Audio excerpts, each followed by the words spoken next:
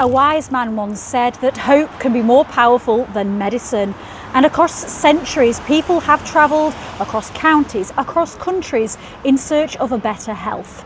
Now, the story we're about to go through is about how something that was almost deemed a miraculous cure helped put this little town in North Yorkshire truly on the global stage.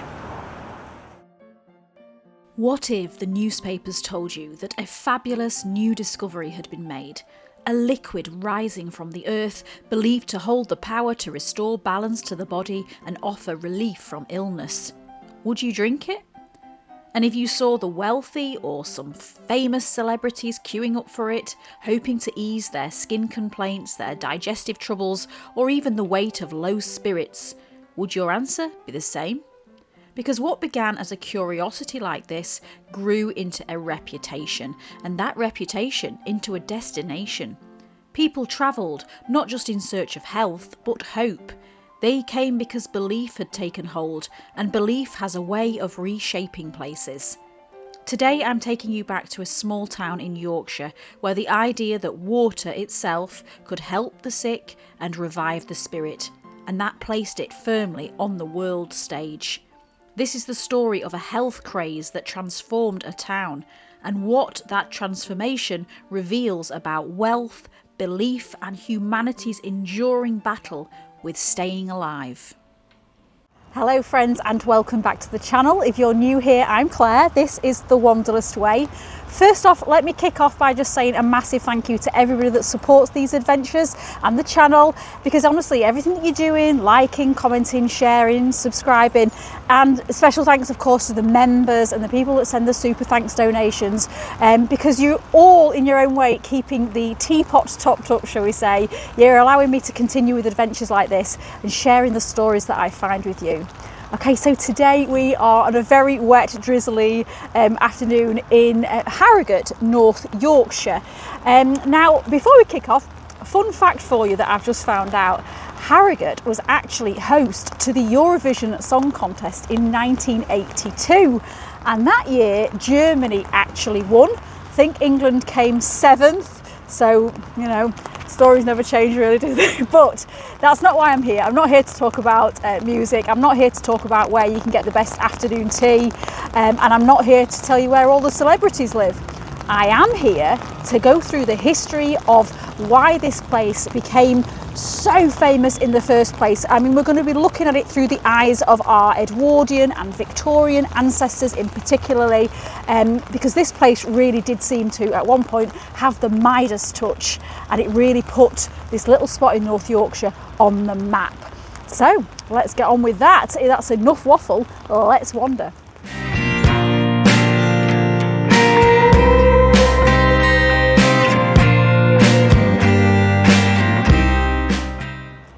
One of the things I think is really interesting about Harrogate is that it often gets popped up on some surveys as one of the happiest places to live. I looked through some of the statistics. It's also one of the safest places. It's got one of the lowest crime rates in the country. And it's also supposed to be a very healthy place to live, even to this day. So despite all the centuries that have passed and different things that have happened in our modern world, Harrogate still has that buzzness or buzzword for wellness. There are towns shaped by industry, others by geography, but this town was shaped by water. From the moment its mineral springs were discovered, Harrogate developed what could only be described as a golden touch. Not gold pulled from the earth, but something just as valuable. The belief that what flowed here could restore balance, improve health, and offer relief in a world where illness was poorly understood and deeply feared. That belief attracted people. People brought money, and money transformed the town around the source of that promise. Streets grew, buildings rose, an entire identity formed around what emerged naturally from the ground. To understand how Harrogate's rise truly began, we need to return to the very first moment that water caught someone's attention, and the quiet discovery that set everything in motion.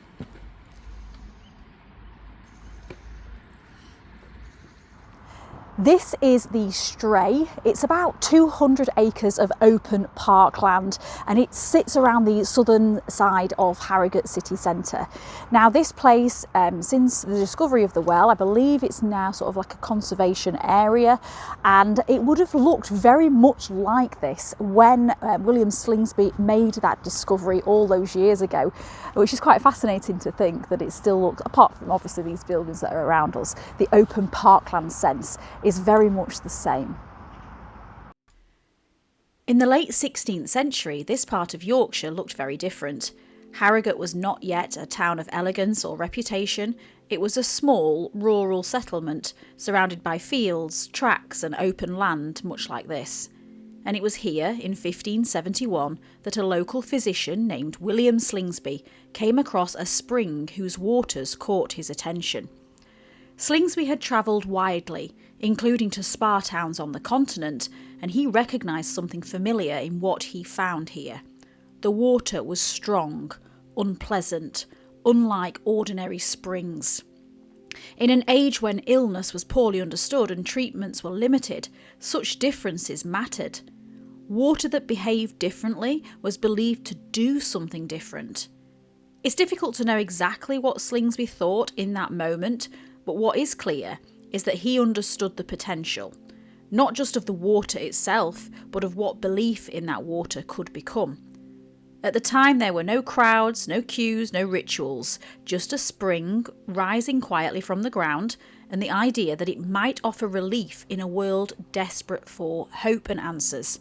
So from that single observation, word began to spread, slowly at first, and then further afield.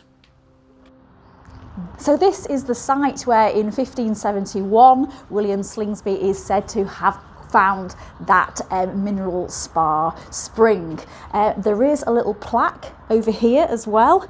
Now they call this place, I think it's pronounced Chewit Well. It's T-E-W-I-T.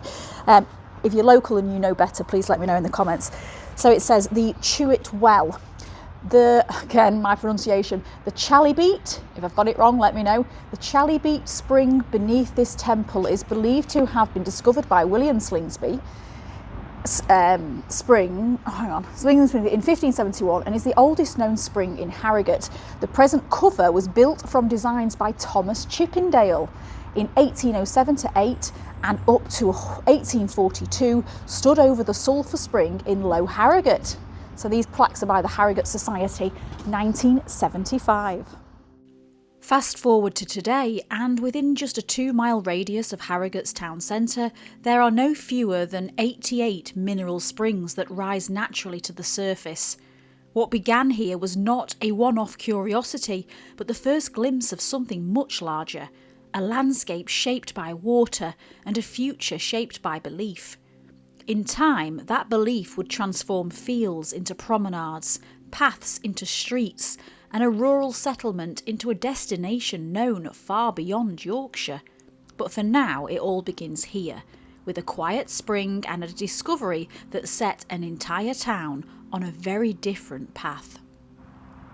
When you stand here today, it's not easy to forget how it must have been back then, because there wouldn't have been any grand hotels or busy streets. There was just this spring and a handful of people that believed that it might do something. And the story, it didn't spread really quickly. It wasn't one of those wild ideas that just took off. It was something that was just whispered amongst people, and then more people and then more people. And that's how this story grew. In 16th century England, the idea of medicinal bathing was quietly making a comeback. Towns like Bath, long associated with Roman traditions, were among the first to revive the practice. But in Harrogate, something slightly different was taking shape. Slingsby claimed that the water rising here possessed the same curative qualities as the celebrated springs of Spa in Belgium, a comparison that would change Harrogate's future. His belief mattered. Spa was already internationally recognised, and by drawing that comparison, Harrogate was suddenly placed within a wider European tradition of healing waters. Now his friend, Dr. Timothy Bright, who was at one time personal physician to Queen Elizabeth I, recognised the potential immediately. In 1596, Bright referred to the well as the English Spore, or spa, marking the first recorded use of the word spa in the English language to describe a health resort. And with that name came credibility, and with credibility came visitors, though not in great numbers at first.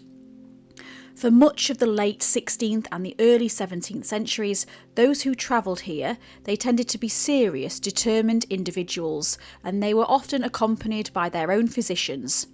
These were people with the means to travel and the motivation to try something new in the hope of relief. Some visitors, I believe, stayed in York, which at the time was an important medical centre and easily reachable within a day's journey. And then there were others that lodged in nearby market towns such as Knaresborough or Otley, travelling into Harrogate to take the waters. But as interest slowly grew, something began to change. Visitors increasingly stayed closer to the springs themselves, lodging with local farmers who offered simple accommodation, fresh food and stabling for horses. These farmhouses were modest, practical places, but they marked the beginning of a transformation. Over time, rooms were added, buildings expanded, and many of Harrogate's later hotels would grow directly from these earlier lodgings, shaped by the steady flow of people seeking the waters. What began as a small medical resort, visited by only a handful each month, was quietly laying the foundations for something much larger. Harrogate was no longer just a place with unusual water. It was becoming a place associated with possibility, with relief, renewal, and above all, hope. Behind me is Mansfield House, which is today a private residence, and it was built in 1788 as Harrogate's very first theatre. Now, this was a place that people would have come not for medicine, but for entertainment, for socialisation. And it just shows us how this town has changed. It's not just the medicine now people are coming for, but much, much more. And that it just shows us how Harrogate is adapting. By the Georgian era, people weren't just coming here because they felt unwell. They were coming because this was somewhere you went, somewhere you stayed, socialised and were seen. Health was still very much part of the story, but it wasn't the whole story anymore. By the early 18th century, spa-going had become firmly woven into Georgian life. Harrogate offered something that went beyond the treatment. It promised improvement without isolation, a place where health, leisure and society could exist side by side. Visitors, they followed set routines, prescribed times to drink the waters, structured walks, polite conversation and strict expectations around behaviour and dress. But beyond the rituals of health, there was something else drawing people in. Company. This was where friendships were formed, marriages arranged, and reputations quietly reinforced. The promenade mattered. Appearance mattered. Being seen mattered. It was during this period that Harrogate truly stepped into the identity first hinted at a century earlier. What had once been described in medical writing as the English spore or spa became in practice and reputation the English spa, a place associated with refinement as much as recovery. There is a brown plaque up here and it says Mansfield House. This building, now a private residence, was built by Samuel Butler for his circuit company and opened as Harrogate's first theatre on the 1st of July 1788. The cost was met by Mrs. Wilkes of the Granby Hotel, in whose barn earlier theatrical performances had been given. The theatre closed in 1830. Harrogate Borough Council, 1983. Early celebrities, aristocrats and fashionable figures began to appear, lending the town a prestige that travelled far beyond Yorkshire. If the right people were here, others soon followed. Health had become social, wellness had become visible. The Georgians, they made it fashionable. And what they began, the Victorians would make vast. We've got another brown sign here and it reads Montpellier Baths. This land once formed part of the Crown Hotel estate owned by Joseph Thackeray, who built a pump room in the Chinese style over the strong sulphur spring in 1822. Admittance to the surrounding pleasure gardens being through this ticket office. The Crown Baths, built in 1834 and later known as the Montpellier Baths, were the best in Harrogate until the completion of the new Victoria Baths, now the council offices. In 1871, George Dawson bought the estate in 1869 and commissioned the architect J.H. Erst to build a great new pump room. In 1888, Harrogate Corporation purchased the estate for £29,500 and launched a national competition for a magnificent new building. The Royal Baths, the pump room, was demolished in 1954 to make way for a car park.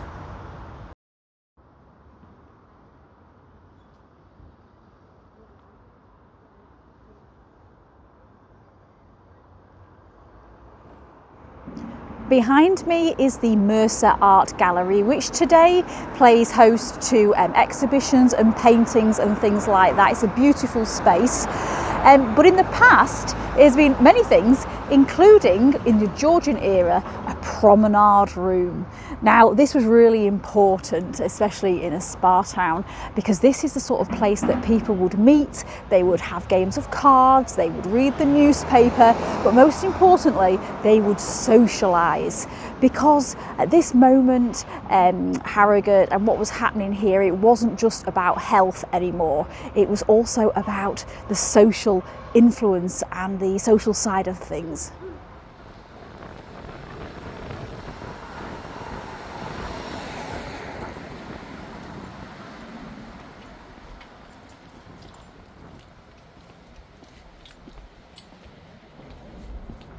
There is a brown plaque again outside here. It says the Old Town Hall. Now, this building was erected in 1805 by private subscription to provide shelter and a meeting place for visitors to the spa. At a meeting here on the 6th of July 1841, the newly formed Harrogate Improvement Commissioners decided to build the Royal Pump Room, remodelled in 1875 by Arthur Hisco. The Old Town Hall has been variously known as the Promenade Room, the Victoria Room and the Town Hall Theatre. Lily Langtry and Oscar Wilde were two of the many celebrities to appear here. This whole area was designed for movement and visibility. You didn't rush through it, you strolled, you paused, you noticed who else was there, and they noticed you. If you wanted to be seen in the Georgian era, for example, this is exactly the sort of place that you would come. I mean, it's a lot like in our modern world, how people tag themselves on social media in fancy places because they want everybody to know that they've been there. And this is just like that. It said something about who you were to be seen here, or at least who you wanted to be.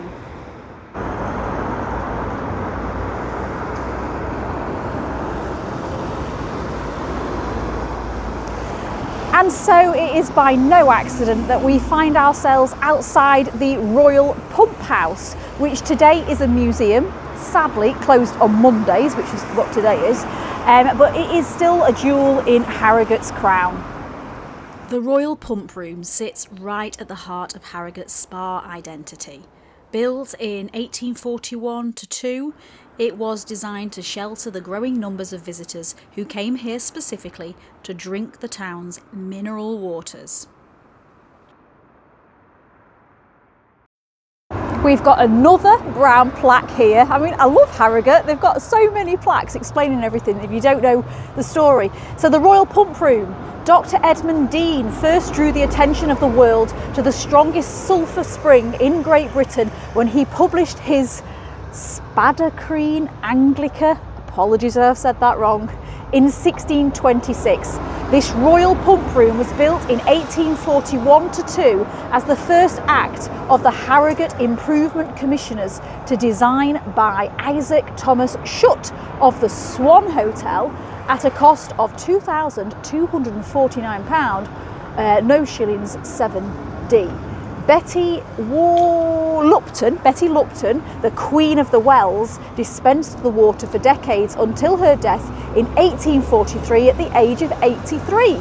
Public right of access to the spring is recognised by the Stray Award of 1778 and the Harrogate Act of 1841, which required the provision of an exterior public pump.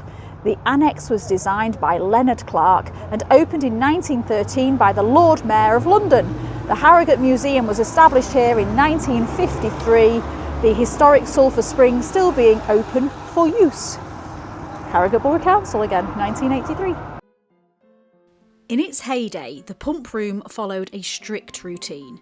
Guests arrived early in the morning, usually between 7 a.m. and 9:30 a.m, and they drank 1 or 2 measured glasses of sulphur water before breakfast. Inside, the visitors, they paid an attendant who served the water from a wooden counter, and there was an additional charge for drinking this indoors, and the cost was not insignificant. For an individual, a week's access to this pump room cost 1 shilling, while a family could drink the waters for the same period for 4 shillings. To put that into context, a single shilling in the 1840s carried quite a good amount of spending power. It's the equivalent of several pounds today, and at that time that could also buy you, say, several gallons of beer. So choosing to drink the waters here was very much an investment in health. That said, access was not entirely restricted to the wealthy.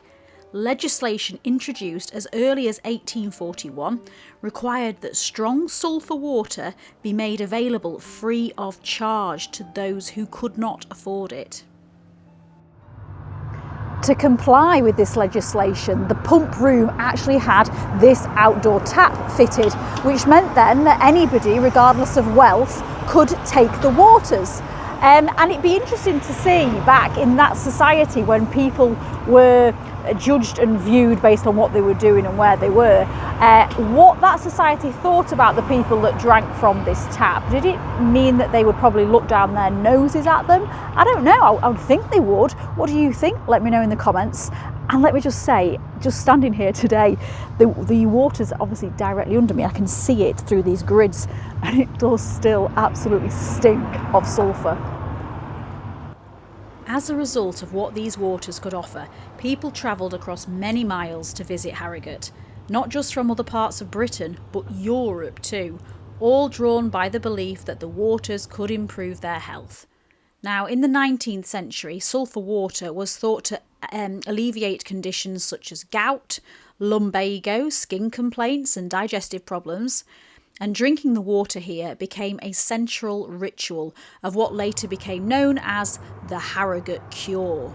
Now, whether the waters truly cured is still debated, but discomfort was often taken as evidence that the treatment was working. So nausea, purging and stomach upset were not seen as side effects. They were signs that the body was responding, that the cure was working. However, not everyone was convinced by the hype of this place. In 1858, the literary giant Charles Dickens visited this pump house. And I think it's really interesting because he just keeps popping up in these stories that we keep doing, doesn't he? And I'm not meaning to write him in, it just keeps happening. So anyway, yes, Charles Dickens was here.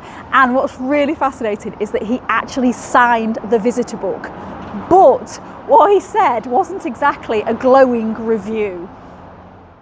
In that visitor's book, Dickens described the town as the queerest place with the strangest people in it, leading the oddest lives of dancing, newspaper reading and dining. Even then, it seems spa life wasn't to everyone's taste. But for many Victorians, places like the pump room offered something deeply reassuring. For the Victorians, places like Harrogate went far beyond routine or tradition because for them, death was ever present. Life expectancy was low. particularly in rapidly expanding cities where overcrowding, poor sanitation, contaminated water and malnutrition created the perfect conditions for disease. Illnesses like tuberculosis, cholera and typhoid spread quickly, and with little understanding of germ theory, even hospitals were often dangerous places to be. Children, sadly, were especially vulnerable. Families lived with the constant fear that a cough, a fever or a stomach complaint could turn fatal. In that context, choosing to come somewhere like Harrogate, well, it wasn't indulgent, it was a decision rooted in survival. When cholera outbreaks struck, including the epidemic of 1832, many people believed the disease was spread through foul air rather than water. Escaping crowded, polluted cities in favour of places associated with fresh air and open space, and order felt sensible, even protective. So spa times like Harrogate, they offered exactly that: clean surroundings, controlled routines, and the comforting belief that environment itself could influence health. But belief alone was not enough. For this town to become a refuge, people had to be able to reach it quickly, safely, and in growing numbers.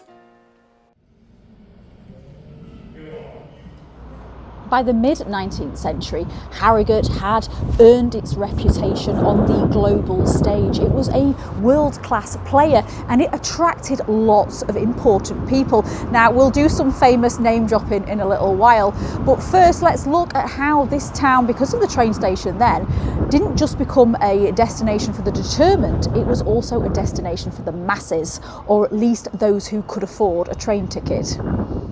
Harrogate's relationship with the railway began in 1848, when the town's first station opened on Trinity Road, built by the Leeds and Thirsk Railway. Named after the nearby Brunswick Hotel, the station was deliberately positioned to the west of the town centre, carefully avoiding the Stray, whose protected status had shaped Harrogate's development from the very beginning.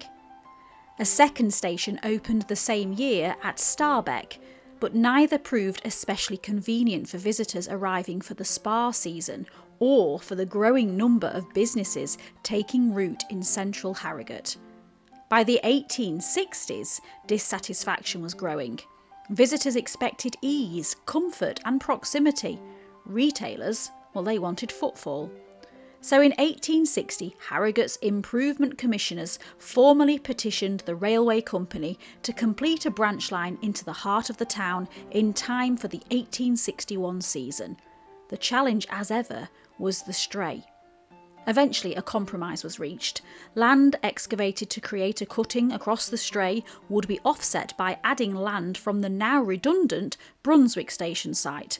An exchange agreed at a public meeting held at the Brunswick Hotel in October 1860. Progress was slow, disputes followed, and even the labourers briefly abandoned the project. But by 1861, construction resumed, overcoming objections and negotiations with local landowners, including the wealthy Joshua Bauer, whose estate lay directly in the railway's path. What emerged was far more than just a station. It was a gateway, because it meant that Harrogate was now connected to some of those important cities like London and the Midlands as well. And with those new people brought wealth, expectation and social influence. For non-locals, the advantages of taking the waters here, however, were only available to those who could afford it. To travel here required time and wealth.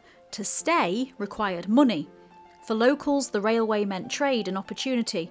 For visitors, it meant escape from polluted cities, from illness, from fear, and entry into a world carefully curated around well-being. By the 20th century, Harrogate's image was being actively promoted through railway advertising. Colourful posters invited travellers to experience the English spa, presenting the town as elegant, vibrant and restorative. One of the most striking was created by Jack Marriott, whose bold depiction of Montpellier Parade captured Harrogate at its most aspirational. Lively streets, green spaces and the promise of renewal. These posters weren't just artwork, they were branding. They told the world that Harrogate was a place to arrive and a place worth being seen in. And even today, the railway still delivers visitors to the town, arriving in search of spas, tea rooms and tranquility, following tracks laid down during the height of Harrogate's transformation.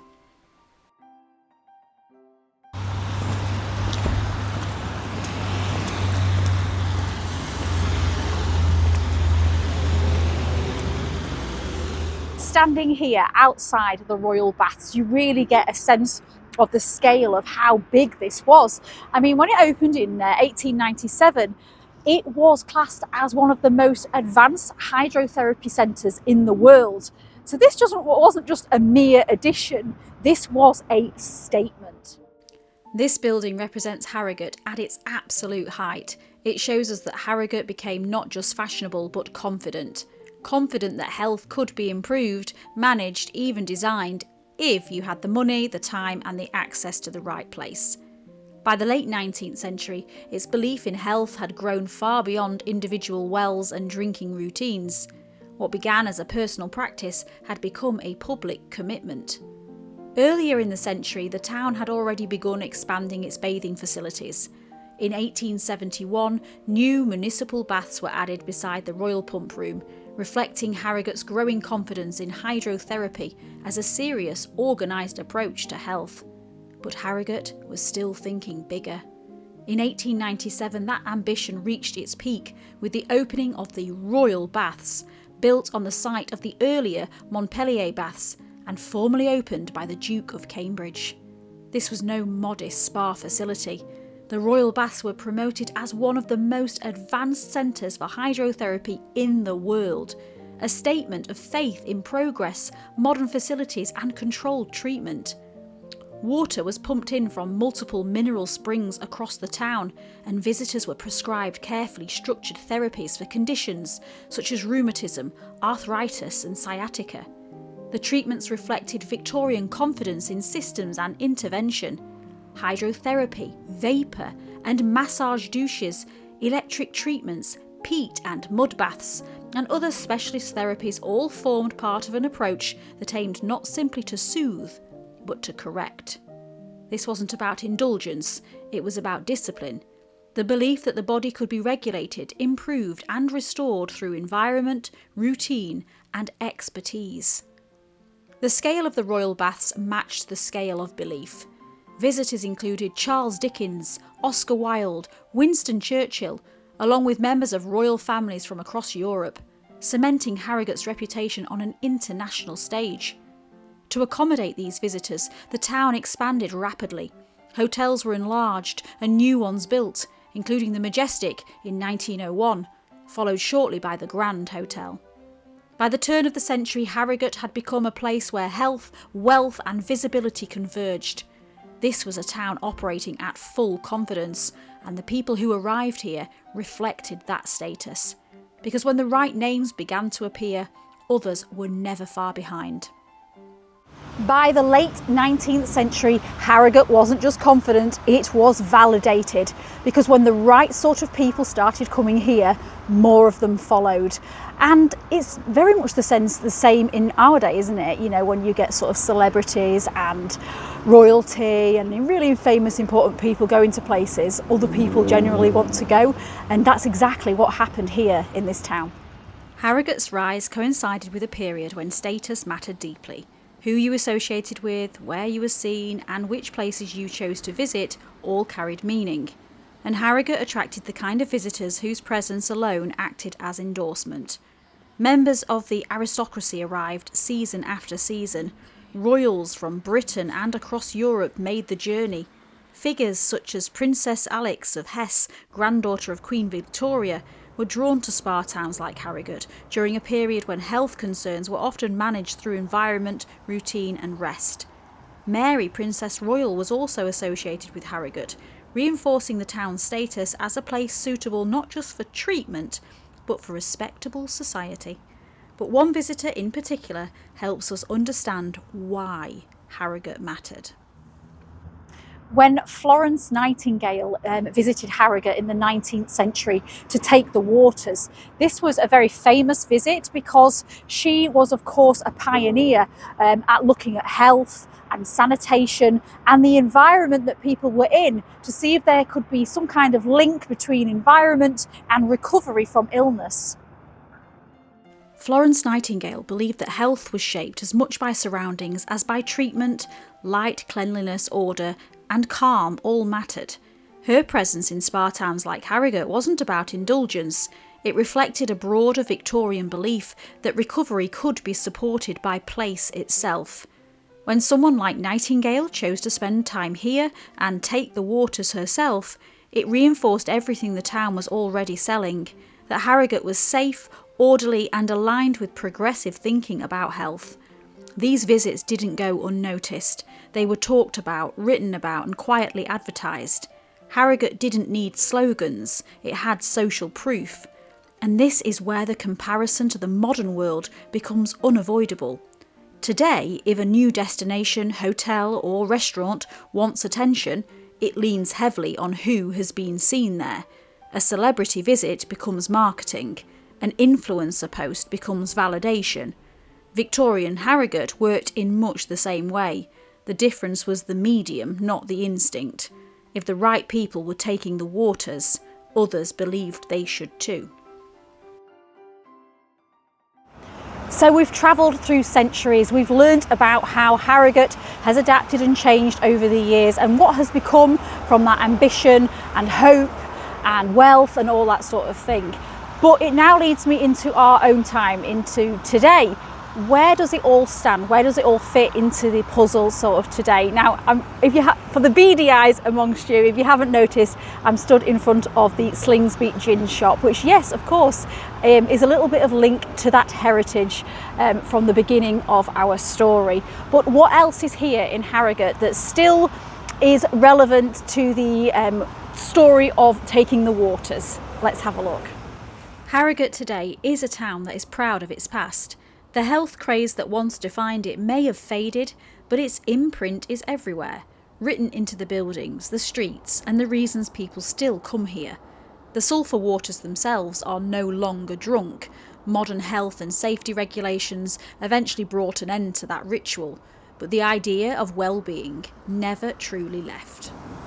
Parts of this building have now taken on an entire new lease of life. So, for example, we are currently standing in what I believe was the entrance. This is now a Chinese restaurant. I believe it's been here quite a while in Harrogate. To the right of us, we've got what once the Viper Room. So that was a nightclub. That's now closed. They're obviously looking for some other kind of business to go into there. Hopefully that'll happen. Round the corner, there's some of the little bits and pieces that I'm going to show you. According to an article by On Yorkshire magazine, a £1.5 million restoration of part of the baths saw the grand pump room transformed into the Chinese restaurant. The restoration is said to have taken 2.5 years, with the listed status of the building influencing both the timescale and the complexities of the work. Now, much of the interior was carefully sourced to suit the setting, including traditional furniture which was imported from China. Since its completion, the project has been praised for how it reuses this historic space while preserving its architectural character.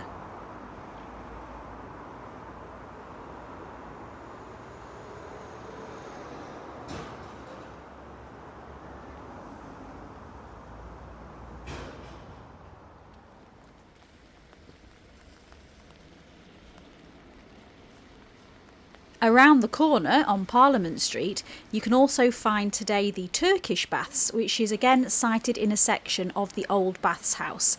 It is a place where you can sit in steam, surrounded by some incredibly beautiful and elaborate decoration. It shows us that this town still values its heritage as a place of health and well-being. And now, in total contrast to that, there is also this, nestled within the former Baths complex.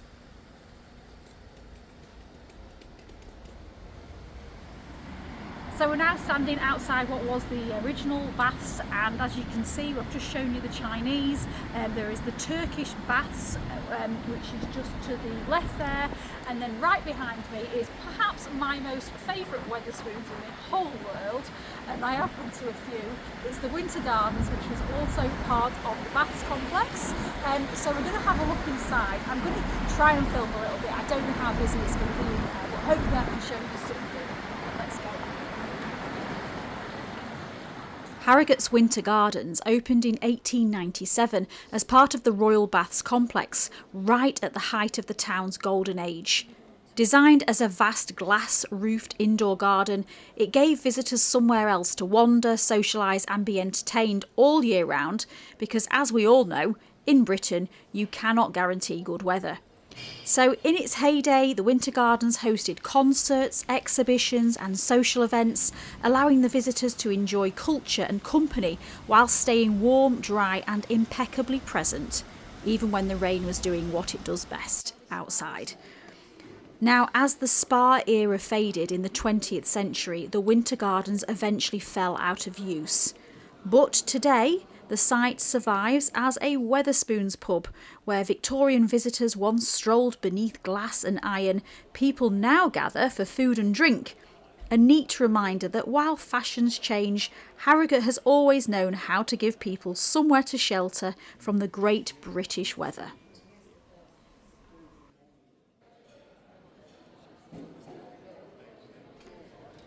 These are all reminders that Harrogate hasn't completely let go of its spa identity, and the town's grand hotels still trade on that legacy too. People still come to Harrogate to feel better, they just do it differently now. Spas instead of sulphur water, gardens instead of strict routines, coffee, cake and conversation where once there were early mornings and wooden counters. And when you really think about it, that doesn't feel like change so much as adaptation. So we've made it inside Wetherspoons and it's not too busy in this particular room, so I've been able to come down and film without getting anybody on. Now, if you're not new to Wetherspoons, you know that they're all historical buildings usually anyway.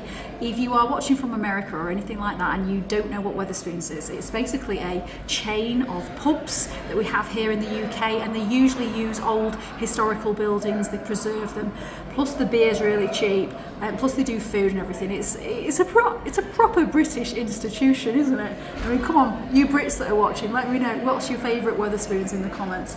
So usually when you come to Wetherspoons you get a menu and it tells you a little bit about the one. So this one, it says the Winter Gardens Harrogate, Harrogate's former royal baths including the Winter Gardens, built so that visitors could relax and stroll in any weather. Its name lives on in this Wetherspoons pub. During the 1920s people could relax here and amid potted palms, listening to music from a grand piano. In the 1930s, the municipal orchestra played every morning throughout the year with free admission for the patients of the baths. I mean, it's just amazing, isn't it? You can just imagine the atmosphere that it must have felt like in those days and how things have changed, but still a great atmosphere in here anyway. So that is the end of the video. I hope you've all enjoyed it. Let me know in the comments, have you ever tried the famous sulphur water? I did. It was not very nice when I was a kid and came to Harrogate and tried it.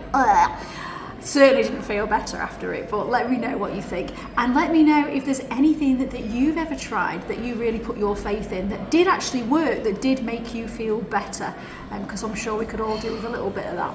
So until next week, to everybody, thank you for watching. Stay safe, stay curious, and keep wandering.